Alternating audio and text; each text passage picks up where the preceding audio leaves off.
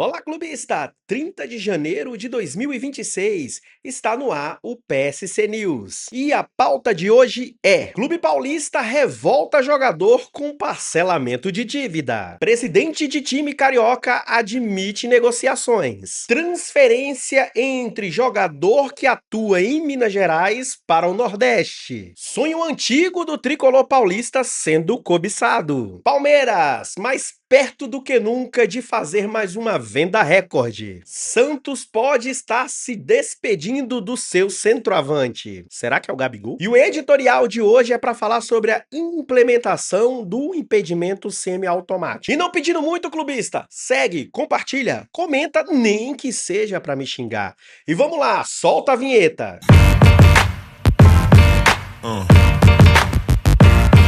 Yeah. Yeah. Yeah.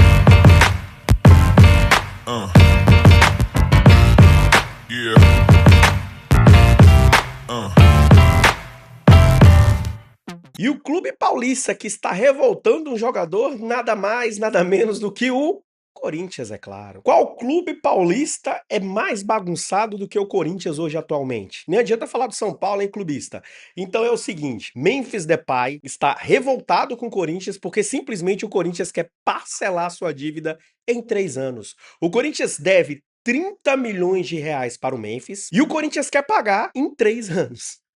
E aí eu pergunto, será que um clube desse realmente é sério? Mas o que o torcedor corintiano pode colocar aí em relevância é que, pelo menos o Corinthians sinalizou como que poderia pagar. Antigamente o Corinthians falava, não, vou te pagar semana que vem, não, vou te pagar no outro dia. Não, e nunca acontecia.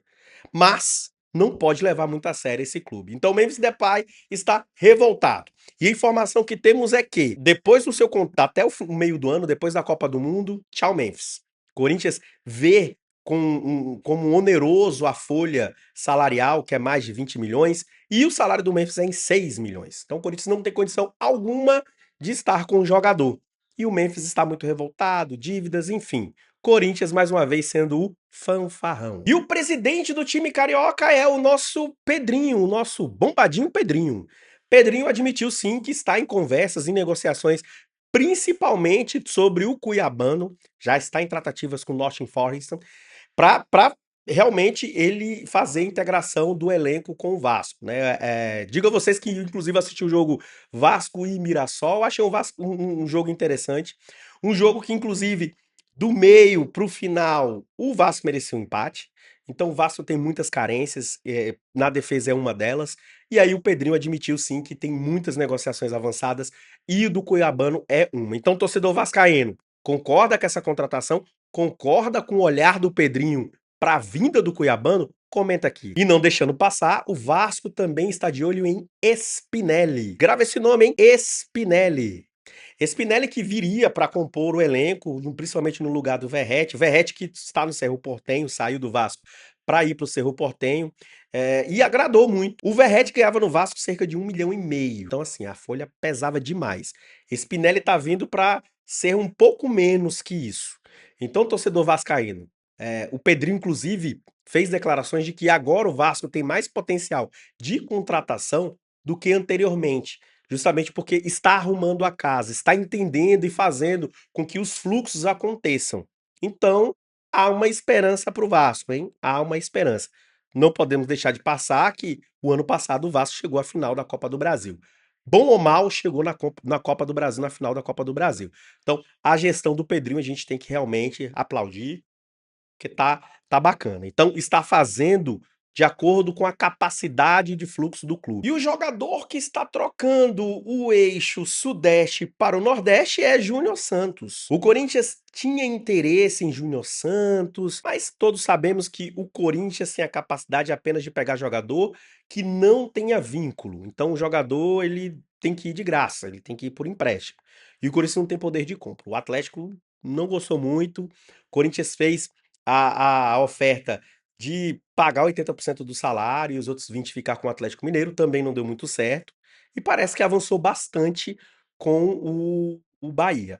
O Bahia e Júnior Santos, que trabalhou com o Rogério Ceni em um momento, então, bem avançadas negociações. Júnior Santos em breve vai comandar o tricolor de aço. E o desejo antigo do tricolor paulista é nada mais, nada menos do que o Medina. Quem é São Paulino sabe, o Medina, de 23 anos, clube, o jogador que inclusive tem um grupo de investidores com ele. Só que aí, mais uma vez, queridos, esbarra a negociação em quê? Em situações financeiras. Mais uma vez, o São Paulo não tem a capacidade de fazer a compra, mesmo porque é mais de 23 milhões de euros, situação que o São Paulo não tem condição. São Paulo não tem condição hoje de dispor desse recurso, mas porque fez aquele recurso, não é alfinetada não, né? Mas porque fez outros recursos ali com o Oscar, com outros jogadores que vieram ano passado. Então, o São Paulo não consegue hoje fazer esse tipo de movimento. Mas o Medina, um excelente jogador, foi ofertado, interessou o jogador, interessou os investidores, mas o São Paulo, no meio da negociação ali, falou, cara, se for desse jeito não dá. E de fato, né? 23 milhões é pra Flamengo pra cima, né? Então não dá. E o Palmeiras, mais uma vez, está prestes de vender uma grande revelação do seu time. E essa revelação é o Eduardo, que inclusive foi muito bem na Copa São Paulo de Futebol Júnior. Menino craque, craque. O rumor que tem é que ele. É um rumor, tá, gente? Então, um rumor que tem é que ele já está sendo encaminhado para o Arsenal, ali em torno de 100 milhões. Palmeiras achou muito baixo, que a gente sabe que realmente o menino tem potencial para mais. O Barcelona, inclusive, enviou já camisas do clube para os pais do garoto, enfim, dando aquele. Dando aquele onboard, assim, ó, vem cá, conhece meu time, etc. Mas tá tudo muito encaminhado pro Arsenal, né? Mas tá em aberto, mas muito encaminhado pro Arsenal. Mais uma vez o Palmeiras dando chapéu, dando aula aos clubes brasileiros de como é que faz caixa.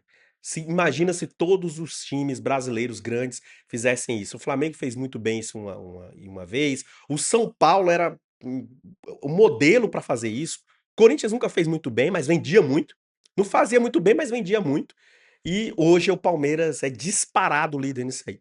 O Flamengo, inclusive, teve declarações de que o Flamengo vai reformular o modelo e o pensamento da categoria de base. Então, podemos esperar em 2028, 2029, um Flamengo bem forte, inclusive na questão de vendas. Mas mais uma vez, o Palmeiras dando aula aí de como que faz a venda, como faz fluxo de caixa, que o futebol não é simplesmente as competições que se seguem, mas também a sua categoria de base. E é através dela que faz caixa. Então, parabéns, Palmeiras. Uma acertada do Palmeiras de novo. De novo, de novo. Continuando falando de Palmeiras, porém, uma provável saída é que o Atlético Mineiro está de olho no jovem atacante Luigi. Se você não lembra do Luigi é aquele jogador que sofreu racismo na partida do Palmeiras, se não me engano, da Libertadores, que os torcedores estavam chamando ele de mono, né? Enfim, fazendo atos racistas. E ele chorou, deu entrevista, etc. É um bom jogador, o Abel tá meio que perdendo a paciência com ele, deu algumas oportunidades, mas não muitas, mas deu algumas, tendo em vista que o Abel é o divisor de águas do Palmeiras para o uso da base, mas o Luiz perde muito espaço no Palmeiras e o Atlético Mineiro quer a aquisição. Todo mundo sabe que o Palmeiras ele não abre muito, não gosta de abrir muito a mão dos seus jogadores. E principalmente quando o jogador tem potencial. Então o Palmeiras provavelmente vai enfiar a faca aí. Vai falar, opa, se você quiser, meu jogador é tanto, né? Então, difícil uma negociação, mas tem um interesse, já teve conversas de Atlético Mineiro sondando e procurando os representantes do Luigi para a ida do jovem atacante do Palmeiras para o Atlético Mineiro. Continuando falando de Palmeiras, Rafael Veiga vai deixar o Palmeiras, inclusive já está com viagem marcada para ir ao México, para fazer exames. Então, fim de uma era. Fim de uma era. Já vimos a saída do Everton para o Grêmio e agora Rafael Veiga indo para o América do México. Você, torcedor palmeirense, comenta aqui. Será que foi uma boa saída do Veiga? Não seria interessante a composição de elenco com ele? O bom é que, né? Vamos dizer que é bom. O Rafael Veiga no Palmeiras recebia mais de 2 milhões. Então já abre espaço para uma folha, já abre espaço para uma contratação. Vale lembrar que o Palmeiras, no inicinho do ano ali, na primeira semana de janeiro, estava atrás de Thiago Almada, do Atlético Madrid. E o Almada não se interessou muito em vir. Porém, com a saída do Veiga, abrindo espaço em folha, abrindo espaço em caixa, quem sabe, hein? Comenta aqui, torcedor palmeirense, seria uma boa reposição? o Thiago Almada no lugar do Veiga? E o centroavante do Santos, o nosso peixão da vila, que tá prestes a sair, é Tiquinho Soares. Tiquinho Soares que não foi muito bem na temporada passada, não marcou muitos gols, não foi tão participativo. Neste ano também não tá sendo tão participativo, ainda mais com a chegada de Gabriel Barbosa. Tiquinho Soares foi sondado pelo Remo para que possa compor o elenco do Remo. Porém, o que afastou o Remo da contratação, do empréstimo de Tiquinho Soares, foi simplesmente o salário, que hoje ele ganha mais de 1,5 milhão no Santos. Então, pro Santos é o seguinte, ele não quer contar com o jogador, não quer, não tá nos planos do Vojvoda, porém o Santos sim deseja emprestá-lo, mas desde que o salário seja arcado para quem for pegar o empréstimo. Então, o Tiquinho teve ali uma sondagem, um pequeno namoro com o Remo, mas não avançou muito por conta de salarial. E quero fazer uma nota curta com vocês, queridos, sobre o Dela Sus. Eu me surpreendi, me surpreendi, inclusive um amigo meu me mandou, eu fui buscar essa informação, que o Dela Sus vai fazer novamente uma cirurgia no joelho. E eu te pergunto, hein, meu querido flamenguista, que eu não vou dizer que foi amadorismo do Flamengo fazer isso, mesmo porque o Flamengo hoje é um dos times mais profissionais em fazer isso. Mas eu vejo como uma soberba em não entender e não escutar os profissionais. Quem lembra da entrevista do Runco em um podcast falando sobre isso? Falando que o Dela Sus já veio com situações patológicas do joelho, que ele não tinha condição alguma de ser comprado. E mesmo assim, pela soberba, vocês sabem que eu tô falando, do ex-dirigente de futebol, que foi no Remo e agora já não tá mais no Remo. Inclusive, esse meu colega já correu com ele no calçadão aí uma vez, de contratar o jogador. Passou por cima de médico, não, vamos chamar o cara aqui, o cara já foi rei da América. Mas assim, é um jogador muito bom quando joga, inclusive no Mundial, vale lembrar, na decisão de pênaltis lá no Intercontinental, foi o que fez o pênalti. Um jogador bom, um jogador que tem casca, etc. Mas tá com situações patológicas no joelho que vai impedir a carreira dele. O que seria interessante pro Flamengo, ao meu ver? É dispensar o jogador, deixar o jogador ir pro River, deixar ele onde ele foi feliz. Só que pro Flamengo, que hoje é um time extremamente competitivo, um time que pensa muito alto, não faz sentido hoje estar com o Dela Sus. E, de fato, né, o Dela Sus ele fica mais no hospital do que jogando futebol, né? Vamos falar até baixinho. Mas é isso, uma pequena corte. E o editorial de hoje é para falar sobre os impedimentos semiautomáticos implementados pela CBF. A opinião de que vos fala é o seguinte: eu vejo como que só agora a gente vai conseguir fazer esse tipo de tecnologia no Brasil. E eu vi muitas pessoas nas redes sociais comentando: meu Deus, faz com iPhone. Sim, com iPhone. Também mesmo porque não é qualquer iPhone. São os iPhones, né? Então são vários iPhones, são mais de 30 iPhones distribuídos no estádio, que faz com que as câmeras conversem com o software e faça um impedimento semiautomático. Então, por isso que funciona muito bem. Lá na Europa é assim, na Premier League é assim, em todos os campeonatos que é implementado pela FIFA é dessa forma. Então, o editorial para falar o seguinte: demorou demais. A CBF, inclusive, já fez está fazendo os primeiros testes no Maracanã, mas eu vejo como muito atrasado. É impressionante tanto que a gente atrasa para fazer as situações. Um tempo atrás eu estava conversando com um grupo de amigos meus enfim, foi até colocado, não, mas pelo menos o Samuel Child tá tentando mudar e tá colocando as situações para serem feitas. Pô, perfeito. Mas tá demorando demais. Vamos agilizar. Não falta recurso para a CBF, não falta.